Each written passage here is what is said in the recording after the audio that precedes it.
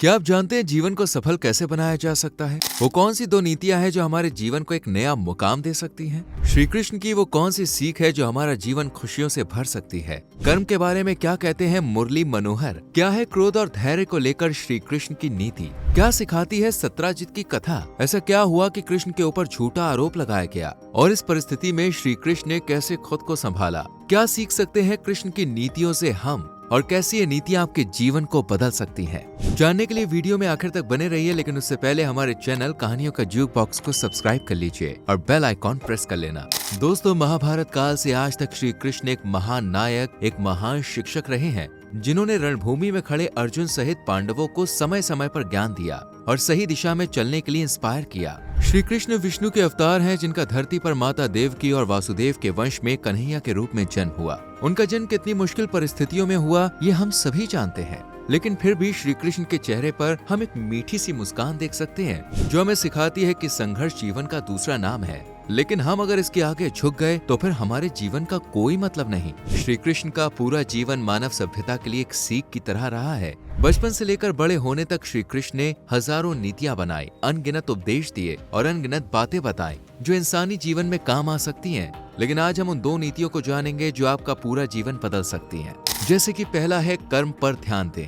दोस्तों, आज से लगभग 5000 साल पहले मार्गशीर्षिया माह की शुक्ल एकादशी को महाभारत के युद्ध में कौरवों और पांडवों की सेना आमने सामने थी। युद्ध शुरू होता इससे पहले ही अर्जुन ने कुरुक्षेत्र की युद्ध भूमि पर हथियार डाल दिए और श्री कृष्ण से कहा कि मैं ये नहीं कर सकता, क्योंकि मेरे सामने मेरे सभी भाई, बंधु, गुरु और सगे संबंधी खड़े हैं। मैं इन पर वार नहीं कर सकता हूँ, इसलिए मैं युद्ध से हट रहा हूँ। तब श्री कृष्ण ने अर्जुन को सांख्य योग यानी ज्ञान योग के बारे में समझाया, लेकिन फिर भी अर्जुन नहीं माने। तब श्री कृष्ण ने उन्हें कर्म योग के बारे में बताया और कहा कि कर्म पर ध्यान दो, फल की चिंता मत करो। श्री कृष्ण ने कहा कि कोई भी प्राणी बिना कर्म के रह ही नहीं सकता। मैं रहूं या तुम, कोई भी बिना कर्म किए अपने जीवन को आगे बढ़ा ही नहीं सकता। ये पॉसिबल ही नहीं है। हो सकता है कि लोग छोटा या बड़ा काम करें, लेकिन काम सभी को करना पड़ता है। गीता के तीसरे अध्याय का नाम भी कर्म योग ही है, जिसमें श्री कृष्ण ने इंसान को कर्म का ज्ञान दिया है, लेकिन कहा है कि कोई भी काम क्यों न रहे, उसे बड़ी लगन से करें, शिद्दत से करें, पर फल की चिंता ना करें।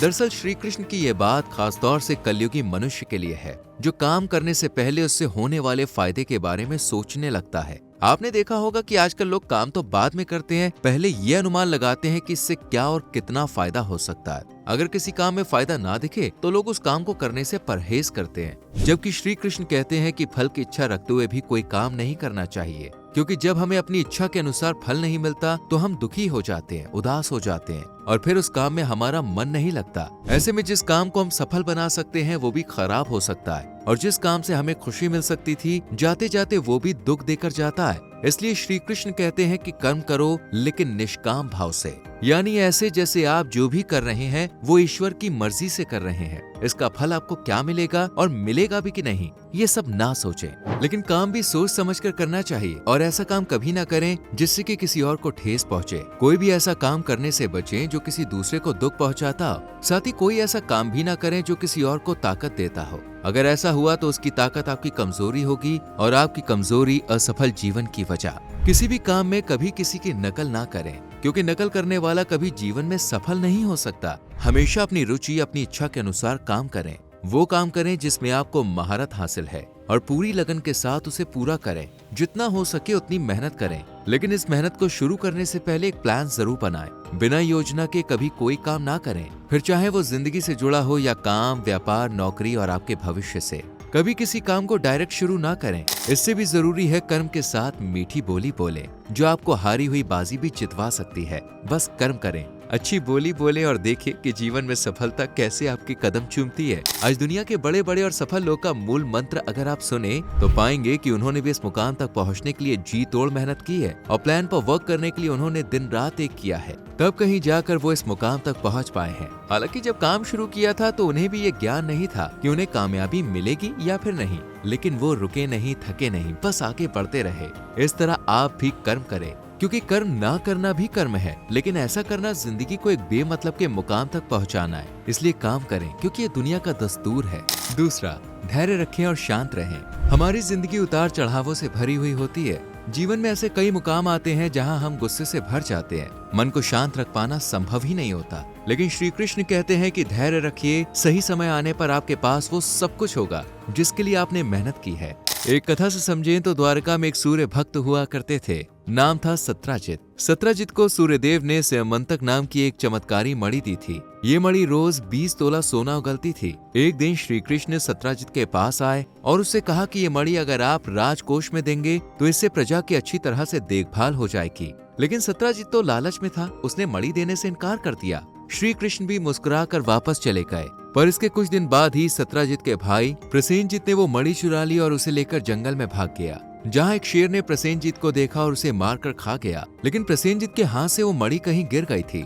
दूसरी तरफ सत्राजित ने प्रसेनजित को सब जगह ढूंढा लेकिन वो नहीं मिला। तब सत्राजित ने कृष्ण पर झूठा आरोप लगाया कि उन्होंने ही उसकी मणि चुराई है और प्रसेनजित को मारा भी है। उस वक्त श्री कृष्ण शांत रहे, उन्होंने बिल्कुल भी गुस्सा नहीं किया, जबकि उनके ऊपर झूठा आरोप लगाया गया था। पर वो फिर भी शांत रहे और सीधा जंगल की तरफ गए, जहाँ उन्हें शेर के कदमों के निशान मिले और पास ही कुछ हड्डियां भी। श्री कृष्ण समझ गए कि शेर प्रसेनजित को मार चुका है और मणि यहीं कहीं जंगल में होगी। वो उस मणि को ढूंढने लगे और ढूंढते हुए एक गुफा में पहुंचे, जहाँ जामवंत था। जामवंत के पास वही मणि थी, लेकिन उसने इसे श्री कृष्ण को लौटाने की जगह युद्ध शुरू कर दिया। पर जल्द ही उसे समझ में आ गया कि श्री कृष्ण भगवान विष्णु के अवतार हैं, इसलिए जामवंत ने मणि लौटा दी। श्री कृष्ण उसे लेकर सत्राजित के पास पहुंचे और उसे मणि लौटाते हुए पूरी बात बताई। तब सत्राजित को बहुत बुरा लगा, उसने अपनी गलती की माफी मांगी।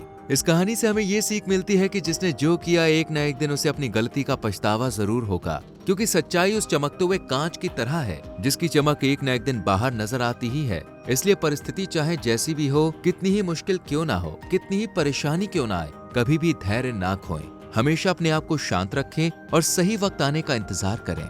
आजकल परिवारों में कितने ही लड़ाई झगड़े हो रहे हैं, क्योंकि भाई भाई में बर्दाश्त करने की क्षमता ही नहीं है। बहनें आपस में लड़ रही हैं, माता पिता का सम्मान तो मानो जैसे खत्म ही हो गया है। क्यों? क्योंकि इंसान संयम, धैर्य नाम की चीज तो जैसे मानो भूल ही बैठा है। छोटी छोटी बातों पर गुस्सा, घमंड, गुरूर, ये सब तो जैसे लोग की आदत बन गई है। लेकिन आप और हम अच्छे से जानते हैं कि ये चीजें कभी भी एक जीवन को सफल और खुश नहीं कर सकती। अगर आप सच में अपनी जिंदगी में खुश रहना चाहते हैं और आसमान की उन बुलंदियों को छूना चाहते हैं जहाँ तक पहुँचने का किसी को ख्याल भी नहीं आता, तो खुद को जितना हो सके शांत रखें।